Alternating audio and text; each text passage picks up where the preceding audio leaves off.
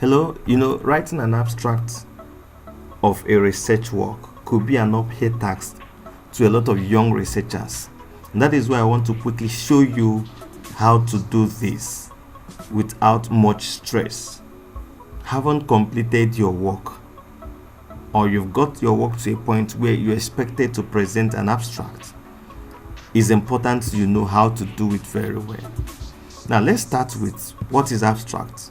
Basically, research abstract is a summary of a research paper. Typically, it ranges between 150 to 300 words in most cases. And then it provides the reader a quick overview of the study purpose, the method that was used, the key findings, and the conclusions. So it allows the reader to decide quickly whether the reader needs to dive into the full paper. And that is what abstract is supposed to present. The basic structure is this. It's such that you need to present a brief statement of the general objective of the study. In addition, you provide a brief statement on the method that was used. Only the principal method that was used should be included, and then you present a straight to the point summary of the specific findings, and then you are expected to show maybe the implications of your findings and possible recommendations. Okay, abstract is generally typed in single line spacing and must not include paragraph.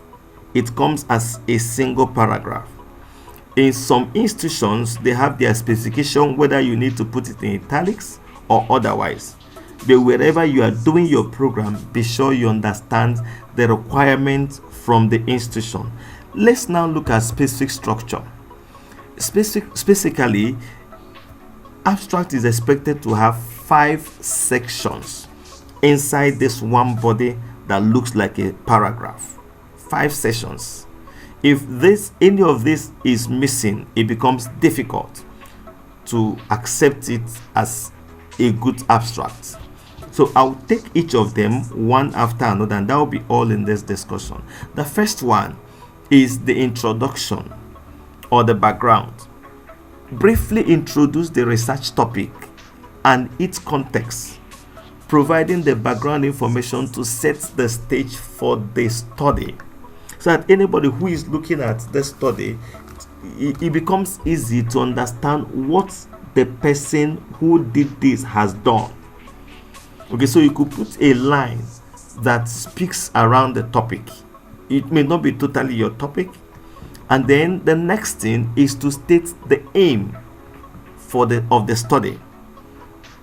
Clearly state the research question or objective. It could be the general research question. Outline the specific goal.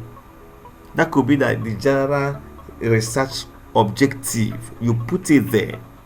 Okay, and then you quickly tell about the method you used.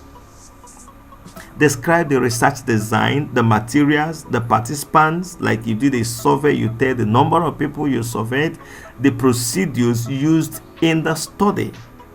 This session is expected to just be as brief as possible, but informative, and should explain how the research was conducted.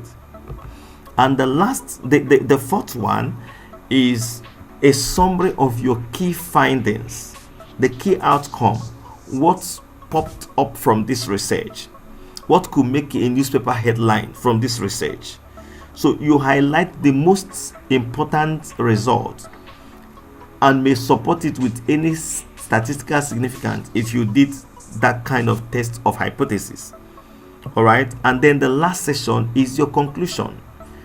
Here you aim at drawing from the study itself, not telling the audience what you've always had in mind, but give information based on your conclusion from the study, and based on that you could point to the implications of the findings and your recommendation. So once you're able to present these 5 sections in your abstract, you would have done a very good job. I wish you the very, very best. Thank you very much, and God bless you. Cheers.